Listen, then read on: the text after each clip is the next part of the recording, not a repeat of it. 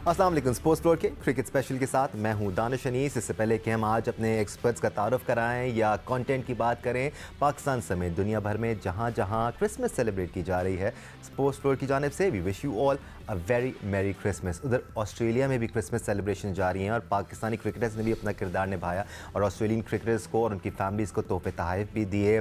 Christmas ज़रूर Australian team celebrate कर रही है, लेकिन मिरेकल की ज़रूरत पाकिस्तान टीम को है, क्योंकि पर टेस्ट में जो कुछ पाकिस्तान टीम के साथ हुआ उस पर दुनिया भर में चर्चा हुआ और हर तरफ ये बात की गई कि इतना नाकिस बॉलिंग स्क्वाड पाकिस्तान का शायद कभी नहीं देखा। पाकिस्तान के बल्लेबाज तो हमेशा से ही हिस्टोरिकली ऑस्ट्रेलिया में स्ट्रगल करते आए हैं, लेकिन इस बार पाकिस्तान ने और भी ज़्यादा स्ट्रगल किया। दूसरे टेस्ट मैच के आखिरी इनिंग्स में सिर्फ 89 रन ही पाकिस्तान टीम बना पाई।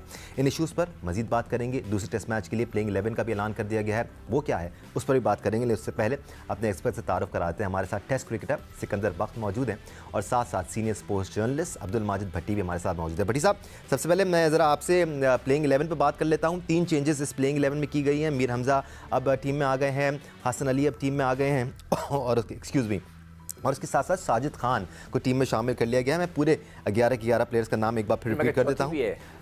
जी रिजवान भी हैं, इमाम उल हक, अब्दुल्ला शफीक, शान मसूद, बाबर आजम, सऊद शकील, मोहम्मद रिजवान जो कि सरफराज की जगह आए हैं, सरफराज को रेस्ट कराया गया है, सलमान अली आगा, शाहीन शाह अफरीदी, हसन अली, मीर हमज़ा, आमिर जमाल, साजिद खान।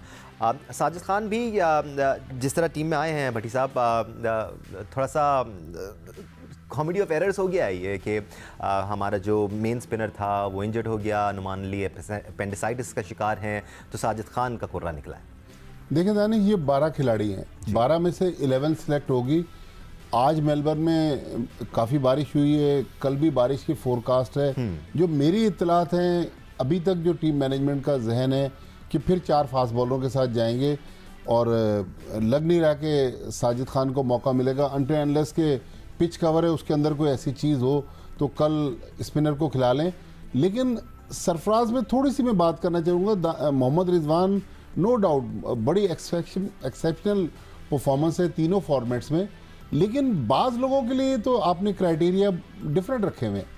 उनको तो आप 8-8 मैच का रन दे देते हैं। सरफराज अहमद एक टेस्ट इनिंग्स में, लास्ट जो हमने इनिंग्स खेली पर्थ टेस्ट की सेकंड इनिंग्स, 89 रन पर पाकिस्तान की टीम आउट हुई। हमने 7 बैट्समैन खिलाए, 2 ऑलराउंडर्स खिलाए। तो अब सरफराज को अगर आपने स्केप गोट बनाना है तो मेरे ख्याल में आराम का लफ्ज़ तो शान मसूद कह रहे हैं, मेरे ख्याल में ड्रॉप किया गया है, तो एक टेस्ट के बाद मुनासिब नहीं। सिक्कू, जैसे भट्टी साहब कह रहे हैं कुछ लोगों के लिए तो हमारे पास बहुत सब्र है, जैसे फ़हीम अशरफ का नाम हम शायद ना लें तो ज़्यादती होगी, क्योंकि आमिर जमाल वाहिद पॉजिटिव पॉइंट थे पहले टेस्ट मैच का। ये वो प्लेयर है जिसको आप नहीं खिला रहे थे बिकॉज फ़हीम अशरफ को आप पिछले 2-2.5 साल से खिला रहे थे और बड़े वसूख से खिला रहे थे कि ये पाकिस्तान का बेहतरीन ऑलराउंडर है, और आमिर जमाल परफॉर्म किए जा रहे थे।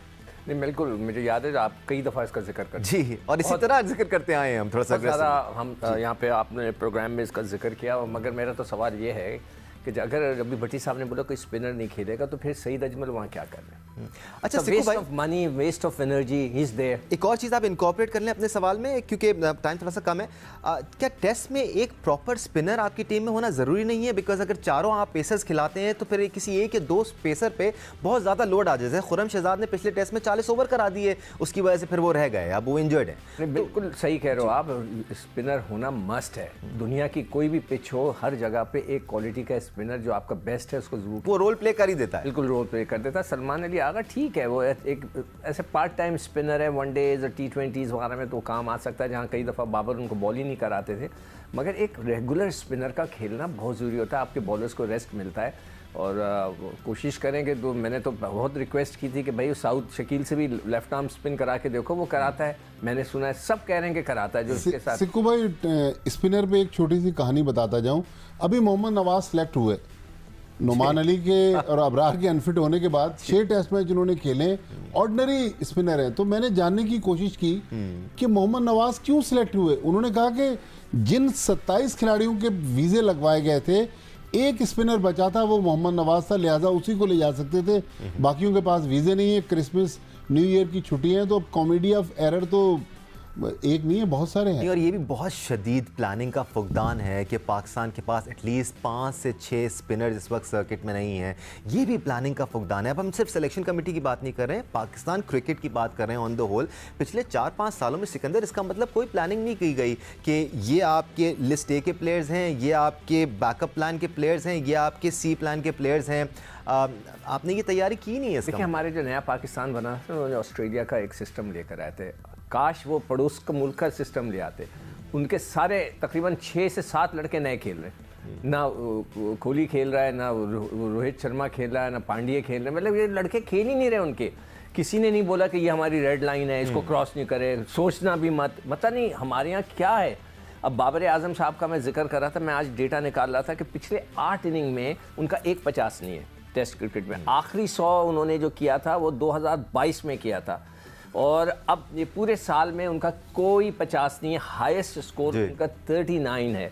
अब वो जो है कहते थे कि रेड लाइन इसको क्रॉस नहीं कर सकते आप, वहाँ पर क्या दानिश, एक और बात कि हमारी फिटनेस का जो लेवल है प्लेयर्स का, शाहीन शाह अफरीदी इतने बुरे तरीके से अभी तक स्ट्रगल कर रहे हैं कि पाकिस्तान क्रिकेट बोर्ड को टीम मैनेजमेंट ने कहा है कि हमें कुछ लड़कों के वीज़े लगवा के रखें। तो एक स्पिनर, एक फास्ट बॉलर और एक बैट्समैन का वीज़ा लगवाने का इरादा है। लेकिन अगेन मसला वही है कि क्रिसमस और न्यू ईयर की वजह से एम्बेसीज बंद है, वीज़े नहीं लग पा रहे। और सिकंदर, ये बहुत बड़ा इशू है शाहीन शाह अफरीदी का। जब से नी इंजरी से वापस आए हैं वो बिल्कुल उनकी पेस नज़र नहीं आ रही है, फिटनेस मसाइल नज़र आ रहे हैं। उसके साथ आपने उनको कैप्टन भी बना दिया है। समझ नहीं आ रहा है। दानिश, मैं डे 1 से कह जा रहा हूँ कि भाई हमारे लिए वर्ल्ड कप इम्पॉर्टेंट है या नहीं है। अगर वर्ल्ड कप इम्पॉर्टेंट है तो उसको प्रिजर्व करें। वो बहुत अच्छा प्लेयर है, हमारा की बॉलर है, उसको देखें क्या हुआ है। क्या उसको ज़बरदस्ती खिलाना ज़रूरी है? क्या उसको कप्तान बन गया तो उसको न्यूजीलैंड में खिलाना ज़रूरी है?